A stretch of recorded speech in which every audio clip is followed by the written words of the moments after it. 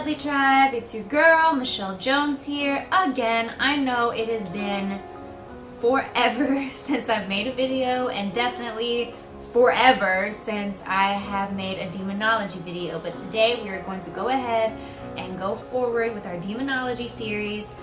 Today I'm going to be talking just a little bit more about like the different notes I've taken. I'm still learning a lot of different things right now. I have several friends of mine who I love, and I know you know who you are, who are helping me learn things, giving me information to use for my series. So I'm very thankful for that and grateful for you guys that are helping with that. So today I'm just going to kind of go over again some of the notes that I've taken since I was very young. The more I think about it, the more I'm slightly disturbed by how obsessed I was with such a dark subject at such a young age, because I mean, when you're 12, 13, 14, 15, most kids that age know nothing about demonology. But whatever, I'm one of a kind, I guess. If y'all remember from the last time, I have my trusty little red notebook for this series that I've been writing down all of my notes in like a nerd, because that's how I live my life. But anyway, here we go. So the last time that we did a demonology video, I gave you a lot of books as resources to check out and read. They're not very expensive on Amazon. You can find them used for next to nothing. So refer back to that video if you want to see those. I'm still compiling different ideas for different videos and specials during this series. Today is just going to kind of be a continuation of not only the introduction, but just kind of going forward and talking more about the topic in a broad way. And again, like I said in my last video, the next couple of videos are going to be looked at in a Christian lens, Catholic and even Jewish lens, just because those are the religions that seem to have more information about demons and demonology, or at least tend to be more open about the topic than other religions and spiritualities. So we're going to go at it from that point of view a little bit.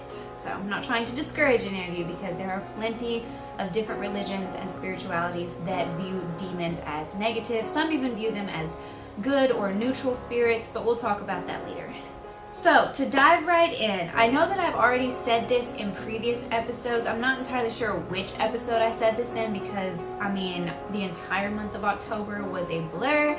But demons, from what I've read, from what I've learned, are capable of mimicking or copying human spirits. They're able to present themselves to us, to people, in certain situations as maybe a departed loved one, or sometimes in certain exorcisms and cases, they've even presented themselves as Jesus or as a saint, as Mother Mary.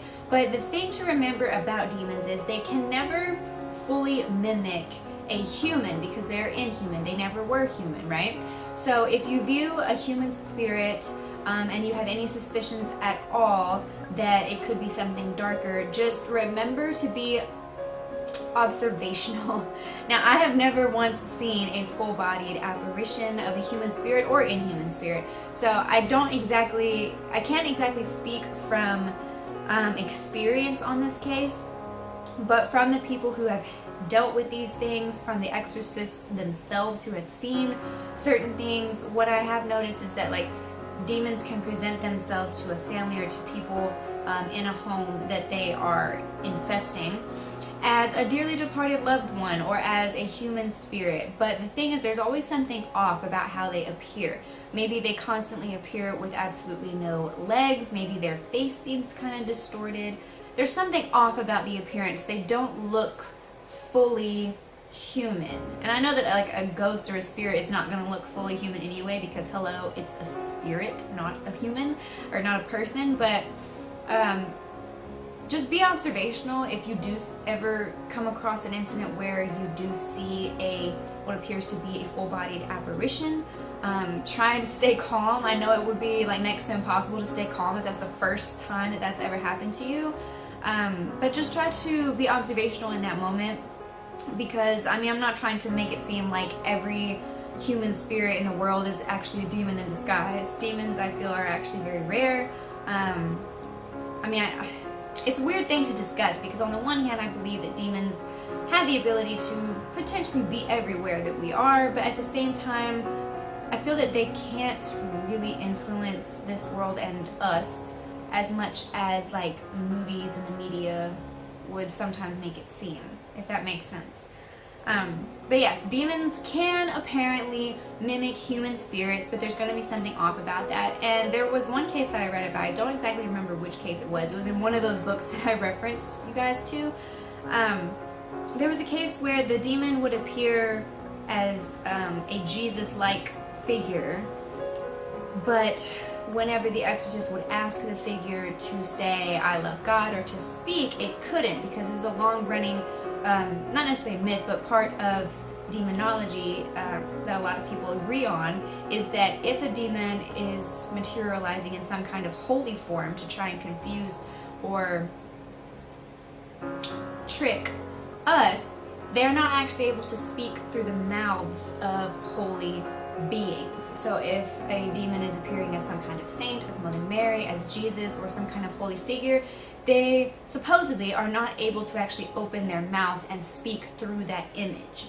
So you could say something like that. You could ask the spirit to say, "I love Jesus," or "I love God." A demon is not going to do that. So yeah. So the 3 stages of demonic possession or demonic occurrence, if you will, are infestation, oppression, and possession. And demons tend to have a very divide and conquer method. They might infiltrate a home, or they might have already been inhabiting a place that a family like moves into or something like that. If you've ever seen The Conjuring, that is also based on a true story where a family moved into a house that apparently was already occupied by several dark entities and a demon. Possibly several demons, we don't really know. But that's usually the method that they use. They have a very divide and conquer method. And what's weird is like every single time I do a demonology video, which okay, I've only had one so far, but even in other videos that I talk about demons, my light on my little thing flickers. It doesn't do that in other videos. I don't know why it's doing that now. It's kind of creepy, but whatever. I'm not saying that's demonic at all. But yes, very divide and conquer. So they might already have been inhabiting a place that a family moves into, or that someone comes to visit, or they might enter through some kind of portal. Maybe they were invited in unknowingly, maybe through like a Ouija board or something like that. So they infest. They're literally like cockroaches. There can be more than one demon in an area. There are several different cases of demonic possession where the infesting or possessing spirit will say, "We are legion," and that the person actually ends up going through multiple exorcisms because there are multiple demonic spirits inhabiting one body.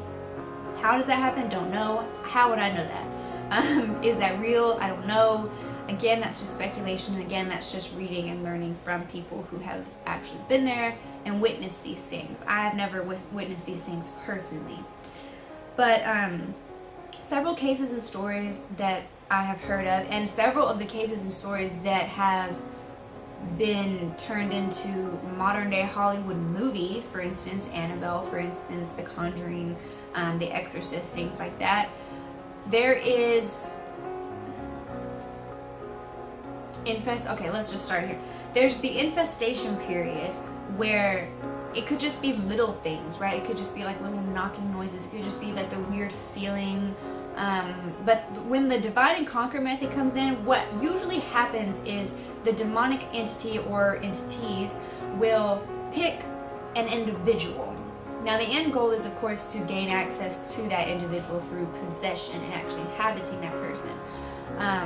But they do that through dividing them and isolating them from the rest of their family. So they might only ever present themselves in the oppression state to that one person, to where the rest of the family members are sitting there thinking, what on earth is going on? Are you insane? Are you mentally disturbed? Do you need a doctor? Do you need medication? They turn people on each other in that way. And that's why you really, like, if you even ever suspect that there's a case of demonic possession, you really need to have someone who's very well trained and discerning, because there are certain cases where someone does start to have like a downward spiral with their mental health. They become suicidal and things like that, and it's not demonic, it's just their mental health is suffering. So yeah, like it's hard to discern, okay, well, is it actually mental health? It's more likely to be mental health, to be honest, than demonic oppression. But it could be demonic oppression. It could be a demonic entity dividing and conquering and turning the family on itself, if that makes sense.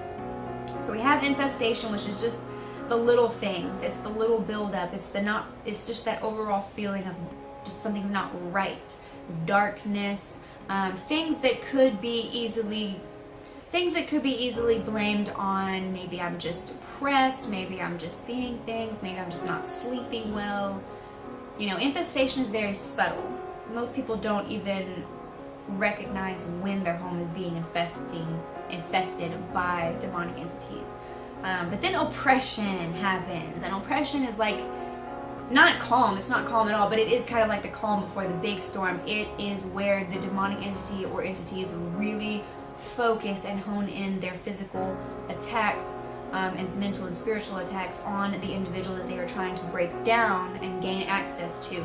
And they may even start attacking the entire family. During oppression is when most of the rest of the family starts to experience things that are unexplainable, sees things, maybe even gets physically assaulted as well. It's not necessarily all going to be on that one person.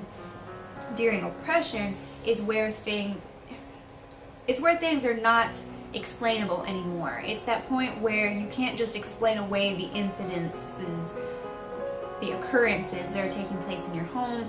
And it's where most people tend to break down, freak out, and not really know what to do, because again, the occurrences that they're experiencing are very hostile, very dark, disturbing, and they don't know what to do about it. I mean, how do you fight something that you can't see and that you can't control that's in your home? So the oppression stage could last however long the demonic entities need to. They don't exactly operate on a time frame that we operate on. So it's not like, you know, oh, the oppression stage, if you just outlast it. I mean, how are you going to outlast something that could be as patient as they want to be and literally stick with you your entire life? So you can't really just ignore it during the oppression stage. You shouldn't ignore it even in the infestation stage, but again, the infestation stage could be so subtle that you don't really notice it happening. But with the oppression stage, you will know that something paranormal and unexplainable is going on in your household or with a certain individual. And at that stage, you really should not ever ignore it. It's not some kind of sickness that's just going to go away. It's not some, you know, it's not just a bad season. Demons can stay with you forever. They could literally attach themselves to you. And if you just ignore it, it's not going to just go away. I mean, I've had a lot of people tell me that if you just don't acknowledge negative entities or acknowledge negative forces in this world, that they have no power. And to a point, I believe that that is correct. For instance, demonic entities will enter your life through different negative avenues. I know this. I've never been necessarily like assaulted or oppressed or anything by a demonic force, but I have had occurrences in my life where I truly feel that a demonic entity was there, was like, it borderline could have become an infestation situation. I know I've said this in previous videos, but I truly believe I have some kind of like amazing guardian angel, because through all of the shit that I've put myself through, that I've put my family through, all the times that I've like tried to hurt myself and do stupid things that risked my life and my spiritual life as well, I came out of it unscathed. And for me, the only way that that is possible is through God and through one amazing kick-ass guardian angel who someday I hope I actually get to meet, because yeah, I owe that person or that angel a lot. Anyway, so there's a lot of different negative avenues that demons can enter your life to or brush up against you. And you'll know it. Like, something inside of you will know it. It's not just an ordinary, oh, that person's weird, I don't like that person. There's something so much darker and so much more oppressive, and just it feels so heavy when you're around what I call like a true primary evil. Yeah, anyway, I got off on a total rabbit trail there. So yes, infestation, oppression, and then finally possession. If you know that you're in an oppression stage, you better be contacting somebody, reaching out for help, because you don't want to let that get to a possession stage. It's so much easier. It's not easy, but it's so much easier to come into a home and fight that battle and cleanse that space before a demon actually gains access to the individual they're trying to possess. Once possession occurs, it might end okay, it might not, but either way, the person who is possessed will forever be scarred by that. I truly believe that. They will change. They will change, and they will deal with that forever. So you definitely don't want to let an oppression just go. You don't want to ignore it if it's gotten to that stage, because like if you're just ignoring negative influences in your life to try and stay healthy for yourself, that's great. But if something is in your home and you know it and it's taken up residence there, you need to address that. I don't care if that means giving it attention. You need to give it attention, because obviously it's not going anywhere, if that makes sense. Another thing that a lot of people don't think about or realize is that demons, demonic entities, as well as angels, have certain knowledge about all of us. Like, they have certain abilities to possibly read minds. I don't know. I've never actually met and had a conversation with a demon or an angel. So again, this is all speculation. This is all theory based on things that I've read and learned. So don't hate, okay? But demons and angels supposedly have intimate knowledge about our lives. They have the abilities to possibly read our minds, know our thoughts, and infiltrate our thoughts as well. I don't know if an angel, being on the side of God, being on the side of good, there's a lot of deliberation about whether or not angels actually have free will and whatnot, which we will get into that discussion on a whole different episode and everything, because that is a long-ass discussion by itself. Anyway, these are spiritual forces that are obviously much more powerful than we are in this world. I do believe that we have a lot of spiritual power and energy that we leave untapped and that we don't use to protect ourselves against other spirits and other spiritual forces. And to elevate ourselves, because we do have the ability to elevate our spirituality and our awareness and our minds to a much higher plane than most of us exist at. Most of us are just comfortable at this regular plane, and we don't seek out a higher morality or a higher spiritual existence, but it is possible and we are capable of that. I really do believe that.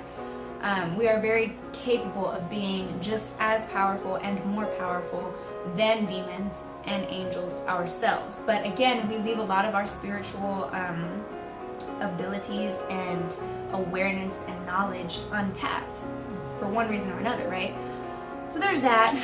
But demons have the ability, and it has been witnessed in many different exorcisms, to kind of read our thoughts or to know certain intimate details that they will use to try and turn us against each other, especially during an exorcism. They might call out the priest or the holy people in the room for different sins they've committed over the years. They might try to wear down the individual who is possessed by telling them all the bad things they've done, by telling them, that God will never accept them for the sins that they've committed. And they know all these horrible details for one purpose, and that one purpose is to turn us on ourselves or on other people, and to hurt us. Because, you cannot exist in this life without messing up, without doing stupid shit, without hurting people or yourself. You just can't live this life without doing that at least once or twice. There's not one of us is perfect or capable of being perfect in this world and in this plane. So we kind of just have to accept the fact that we're going to sin. Now, that doesn't mean go out and be as sinful as you want to be without repercussion. There's going to be repercussions that we all have to answer for. And that's regardless of whatever religion or spirituality you follow. Everyone has to answer for the things they do in this life. I firmly believe that. Whether it's the Christian way, the Jewish way, the Muslim way, the Buddhist way, I don't know. I have no idea. But I firmly believe that we all answer for the wrongs we do, and that we are all rewarded for the rights that we commit as well. So there's that. Demons can know intimate details about our lives. They can infiltrate our dreams. They can mess with our sleep cycles. They can really disturb, discourage, and destroy us if we let them. I know I've been kind of ranting and raving about these different things. I know I didn't get very far in my notes today, but I kind of just wanted to end on that note. Again, I'm not trying to freak anybody out by doing this series. Demonic possession and exorcisms and even demonic infestation is actually a very rare occurrence. I don't want anyone to watch these videos and think, oh my gosh, that's why I'm depressed. It's because a demon is influencing my life. Very much no. That's most likely not what is happening to you, unless there are some kind of like paranormal elements to it. But definitely do what is normal first, what is of this world first. Like if you are depressed, seek therapy, seek counseling. Sometimes if you're going through clinical depression, you really do need medication. It's a hormonal imbalance. It is of this world. It's not a demon messing with you. I do believe in the power of prayer. Regardless of whether or not it's a paranormal or physical ailment, I do believe in the power of prayer. If you also believe in the power of prayer, you can't go wrong with praying about it. But at the same time, you do need to do what is healthy for you. If that means taking some medication for the time being to get you through that dark spot, that's fine.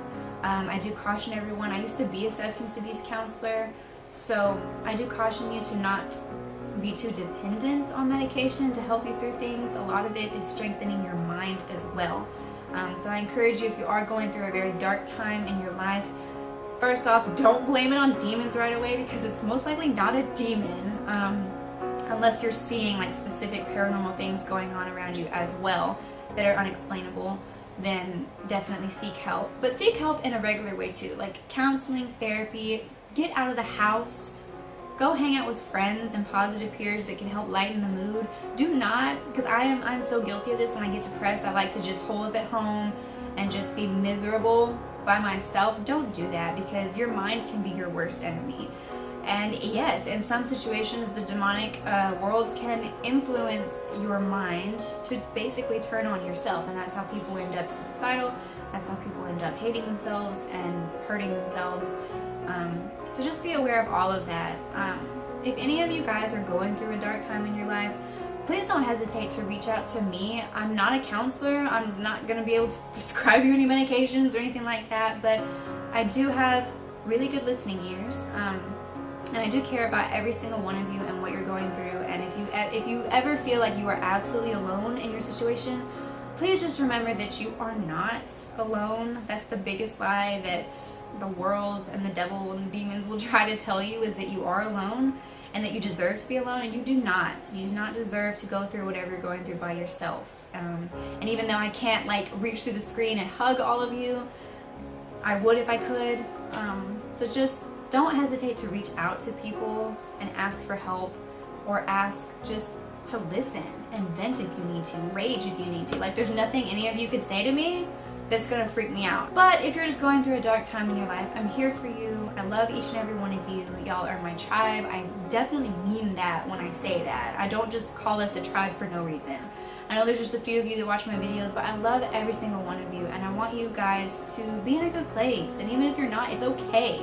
It's okay to not be in a good place right now. It's okay to not be okay. Just don't go through whatever shit you're going through by yourself, and don't feel like you have to. Okay? So I love you all. I know this is a dark subject, so after this conversation, let's all go like get coffee or just get outside in the sunlight, watch a funny movie, do something positive after watching this. Don't sit and stew about it, okay guys? Love you all again. If you enjoyed today's video, be sure to give it a like, a thumbs up, and subscribe if you haven't subscribed yet. And yeah, I'm gonna try to make movies. I'm gonna try to do videos more often and not be so flaky in the future. So yeah.